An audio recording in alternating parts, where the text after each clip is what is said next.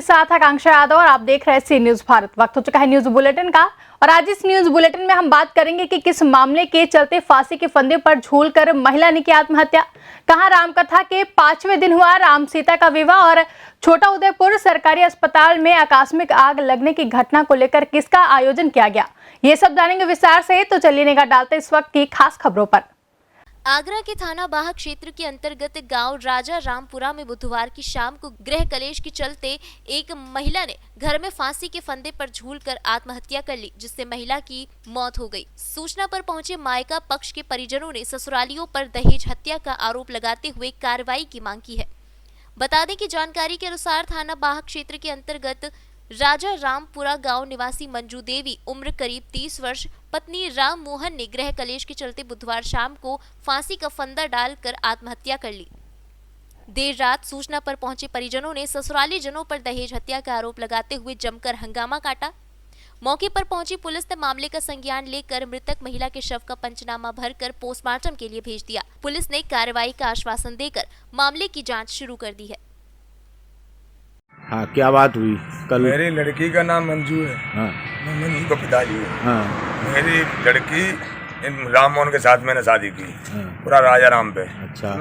और किसी कारणवश इन्हों को मैं बहुत सारे पैसे दे रखे थे, लेकिन धीरे धीरे इनका पेट नहीं भरा। जब भी मेरी लड़की आती थी मेरे घर पे, जब भी पैसे की धौंस, तो ये लगभग मैं शादी होने के बाद ही इनको 10-5 लाख रुपए का हिसाब दे चुका हूँ अपनी मजूरी कर करके, लेकिन फिर भी इनको तसल्ली नहीं हुई। अच्छा। फिर मेरी लड़की को जमाने मारा पीटी करके अगर मैं चला गया तो इन्होंने मेरी लड़की की हत्या कर दी। मैं 27 तारीख को गया हूँ यहाँ से। अच्छा।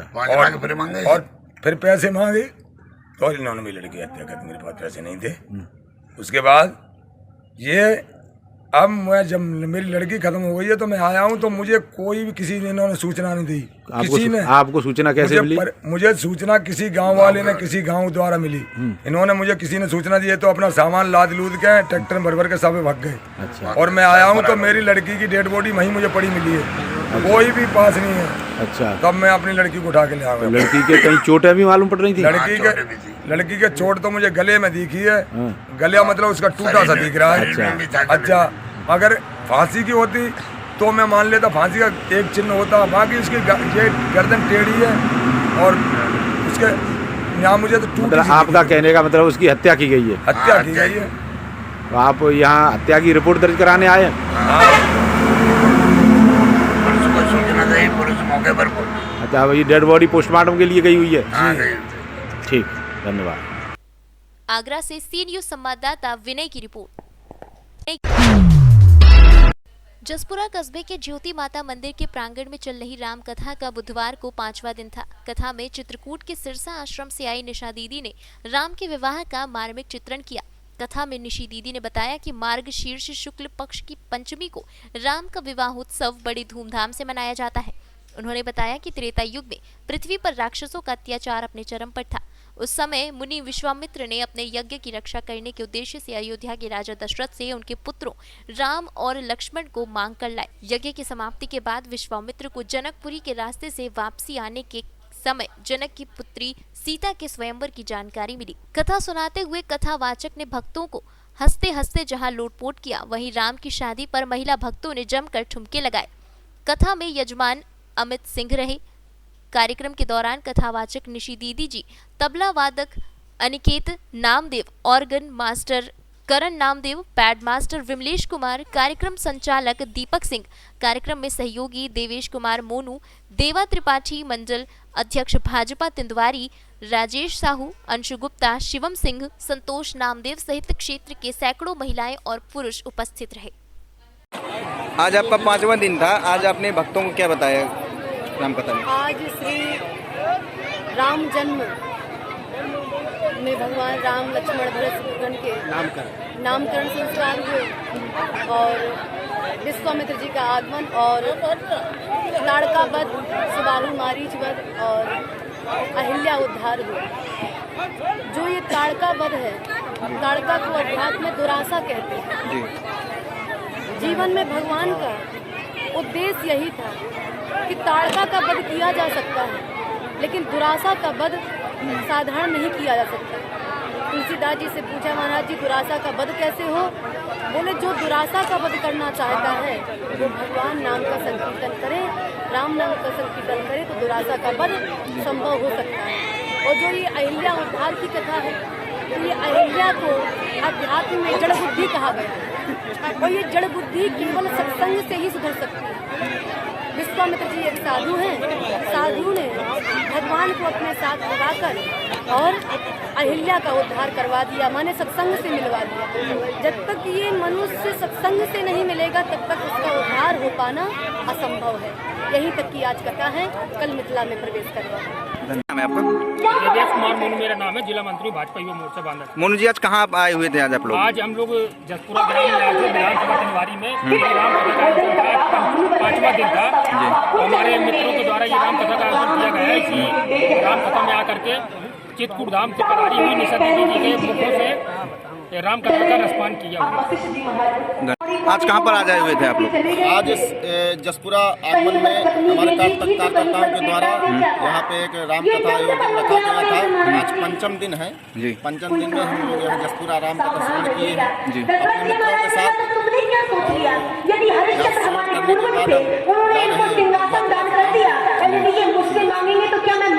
बांदा से सी न्यूज संवाददाता कासिद अली सिद्दीकी की रिपोर्ट।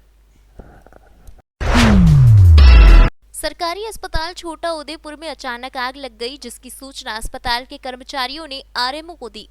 उनके द्वारा फायर ब्रिगेड विभाग को सूचित किया गया। फायर ब्रिगेड विभाग की गाड़ी समय पर पहुंची और आग पर काबू पा लिया गया। इस बीच अस्पताल के कर्मचारियों द्वारा भर्ती किए गए रोगियों को सुरक्षित स्थानों पर स्थानांतरित करवा दिया गया है और आग लगने की स्थिति में अन्यों को सुरक्षित स्थानों पर भेजने के निर्देश दिए गए हैं। चिकित्सा अधिकारी ने कहा कि ऐसी दुर्घटना के मामले में किसी भी दुर्घटना को रोकने के लिए चिकित्सा अधिकारी के निर्देश के अनुसार मॉक ड्रिल का आयोजन किया गया था।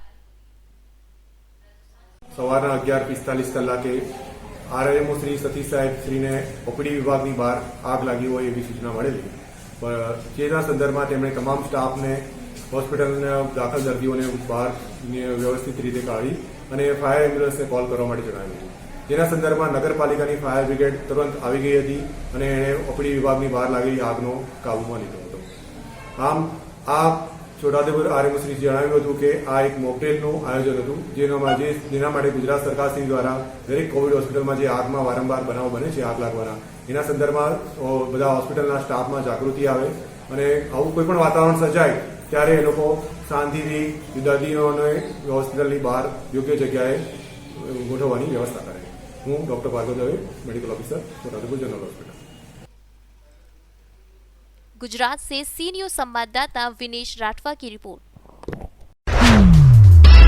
महाराजगंज के रतनपुर ब्लॉक में किसान गोष्ठी और प्रदर्शनी का आयोजन किया गया, जिसमें मुख्य रूप से किसानों की आय दुगनी करने हेतु प्रधानमंत्री नरेंद्र मोदी और उत्तर प्रदेश सरकार के मुख्यमंत्री योगी आदित्यनाथ के द्वारा विभिन्न ब्लॉकों पर यह कार्यक्रम चलाया गया, जिसका संचालन भाजपा के जिला महामंत्री प्रदीप सिंह द्वारा किया गया, जिसके मुख्य अतिथि रहे नौतनवा विधानसभा के विधायक प्रतिनिधि समीर त्रिपाठी। इस गोष्ठी में मुख्य रूप से आए जिला कृषि रक्षा अधिकारी हिमाचल सोनकर, विधायक प्रतिनिधि समीर त्रिपाठी, ब्लॉक प्रमुख रमाकांत यादव, बीजेपी जिला महामंत्री नरकटा, प्रधान प्रदीप सिंह एवं भाजपा के वरिष्ठ नेता राधेश्याम, नन्हे सिंह, जिले के मंत्री बच्चू लाल चौरसिया, वीडियो अनिल यादव, प्रधानगढ़ एवं किसान बंधु बड़ी मात्रा में मौजूद रहे। बनाने के लिए और किसानों को जागरूक करने के लिए सबसे पहले प्रधानमंत्री जी ने देश के किसानों का सम्मान बढ़ाने के लिए किसान सम्मान निधि दिया और सरकार चाहती है कि हम किसानों को स्वावलंबी बनावें। उनके 2022 तक माननीय प्रधानमंत्री जी का लक्ष्य है उनके उन्नत मिले, हम उसी पर काम कर रहे हैं और सरकार अपनी पूरी ऊर्जा लगा करके देश के किसानों को चाहती है कि किसानी के माध्यम से, पशुपालन के माध्यम से, मत्स्य पालन के माध्यम से वो अपने रोजगार को गुना करें और जो हमारे नौजवानों का पलायन हो रहा है उसे रोका जाए। इसलिए सरकार कृषि पर बहुत तेजी से काम कर रही है। आज इसी क्रम में उत्तर प्रदेश सरकार का कृषि निवेश मेला था, जिसमें भारतीय जनता पार्टी का इस विधानसभा क्षेत्र से 2017 में प्रत्याशी था सरकार ने मुझको निर्देशित किया था कि आप वहाँ पहुँच कर किसानों को जागरूक करेंगे। आज यही कार्यक्रम था आपके प्रति। सर आप हमको ये बताइए दोनों कानूनों के बारे में कुछ लोगों ने इंतजाम किया या कुछ भी किया है, उसके बारे में आपका क्या बताना चाहेंगे? देखिए, ये पहली सरकार है जिसने MSP का पालन किया, और जो अभी आप अपने किसानों का एक कहीं से किसी विधेयक किसान विरोधी नहीं है। किसान अपने उपज का कहीं भी अपने अनाज को ले जाकर के, लखनऊ का किसान है गोरखपुर बेच सकता था, लखनऊ बेच सकता था। पहले जो मंडी शुल्क थी, जो पाबंदी थी, सरकार ने उसको समाप्त किया। इस देश के कुछ राजनीतिकों ने किसानों को उठाना चाहा, उबालना चाहा, इसलिए सरकार कहीं भी किसान हमारा आंदोलित नहीं है। सर एक बात, जो कृषि जो मंडियाँ थी उसमें सिर्फ 6% किसान अनाज बेचते थे, लगभग 96-94% लोग बाहर बेचते थे। मंडी से घटाने से क्या फर्क पड़ेगा? सरकार इस बार पहली बार वैसी सरकार है, आज आम किसानों का ध्यान तो हम लोग स्वयं जाकर के क्रय केंद्रों का निरीक्षण करते हैं और देखे भी, जहाँ पर उसकी सूची देखने के बाद पता चला कि अब आम किसान अपने उपज की कीमत पा रहा है। और इसके पहले की सरकार ने किसानों को छलने का काम किया। ये पहली सरकार है, इसलिए इस विपक्ष के कांग्रेस, सपा या आम आदमी पार्टी के लोग इस देश के किसानों को उकसा करके एक संदेश देना चाहते थे कि मोदी जी की सरकार किसान विरोधी है। हमारी सरकार कहीं से किसान विरोधी नहीं है, हम किसानों के हित में काम करते हैं। तो आप देख रहे थे कि ये हमारे साथ समिति थे जो प्रतिनिधि थे भाजपा के, और इसका महाराजगंज से सी न्यूज संवाददाता आदित्य वर्मा की रिपोर्ट। मधुबन स्थित उप डाकघर अपने गौरवशाली अतीत को याद कर अपनी बदहाली पर आंसू बहा रहा है। ये डाकघर जिले के प्राचीनतम डाकघरों में एक है। विभागीय उदासीनता के कारण मरम्मत के अभाव में जीर्ण शीर्ण होकर एक प्रतीकात्मक रूप में खड़ा है। फिलहाल इस डाकघर का संचालन भाड़े के मकान में हो रहा है। एक समय था जब यहाँ ग्राहकों की भीड़ लगी रहती थी। आज ये आवारा कुत्तों और सुअरों की शरण स्थली बनी हुई है। आसपास के लोगों द्वारा फेंके गए कचरे, नाले के सड़े पानी और इस परिसर में जमा होकर सड़ांध उत्पन्न कर रहे हैं। आसपास के लोगों को महामारी का खतरा बना हुआ है। स्थानीय लोगों ने बताया कि कोरोना काल में स्थानीय मुखिया द्वारा जेसीबी से कचरे की आंशिक सफाई करवाई गई थी, जिसके बाद नाले का पानी भी इस परिसर में जमा होने लगा। अभी स्थिति ऐसी है कि इस सड़क से आने वाले लोग नाक पर रुमाल रखकर आते हैं। आसपास रहने वाले लोगों में महामारी का लगातार खतरा बना हुआ है। जनप्रतिनिधियों को कई बार इस समस्या से निजात दिलाने को भी कहा गया, लेकिन आश्वासन के सिवा अब तक कुछ भी नहीं मिल सका। क्या स्थिति है यहाँ की इस कचरे के संबंध में बताइए। यहाँ की स्थिति जो है सो तो आप देख ही रहे हैं कि क्या है।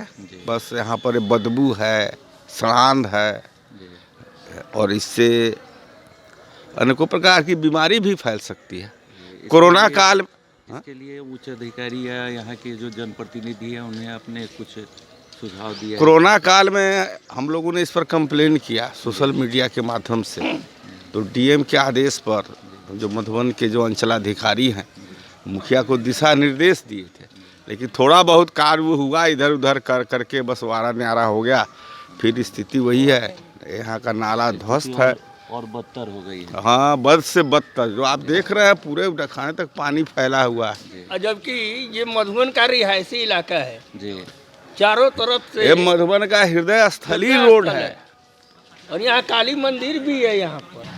अब ये तो गांधी का कर्म भूमि है, और सेकंड बात ये है कि यहाँ पर ये काली मंदिर का ही जमीन है, और इसमें और यहाँ पर पोस्ट ऑफिस भी है जो जर्जर स्थिति में है।